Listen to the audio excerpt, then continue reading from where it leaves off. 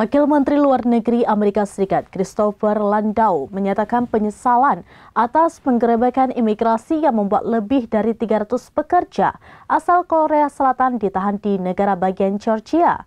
Menurut Landau, Presiden Amerika Serikat Donald Trump memiliki kepentingan tinggi dalam peristiwa ini. Wakil Menteri Luar Negeri Amerika Serikat Christopher Landau menyatakan penyesalan atas penggerebekan imigrasi yang membuat lebih dari 300 pekerja asal Korea Selatan ditahan di negara bagian Georgia. Menurut Landau, Presiden Amerika Serikat Donald Trump memiliki kepentingan tinggi dalam peristiwa ini. Diketahui dalam razia tersebut para pekerja sempat diborgol di tangan dan kaki sebelum akhirnya dipulangkan oleh pemerintah Korea Selatan ke Seoul dalam penerbangan charter. Namun sebelumnya, Trump dilaporkan sempat menahan mereka dan menawarkan agar sebagian tetap tinggal untuk melatih tenaga kerja Amerika. Sebanyak 316 warga Korea Selatan bersama belasan pekerja asal China, Jepang, dan Indonesia dipulangkan dari pusat detensi imigrasi di Foxton, Georgia. Mereka sebelumnya ditangkap dalam razia besar di pabrik baterai hasil kerjasama Hyundai dan LG Energy Solution pada 4 September 2025.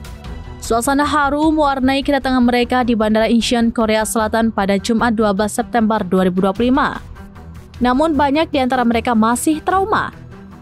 Jang Yong-seon, salah satu pekerja yang ditahan, mengaku tidak ada yang benar-benar ingin tetap tinggal di Amerika Serikat meski Trump memberikan pilihan.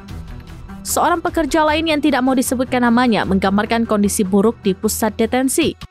Ia mengatakan harus berbagi ruangan dengan toilet yang berada tepat di samping tempat makan dan tidur.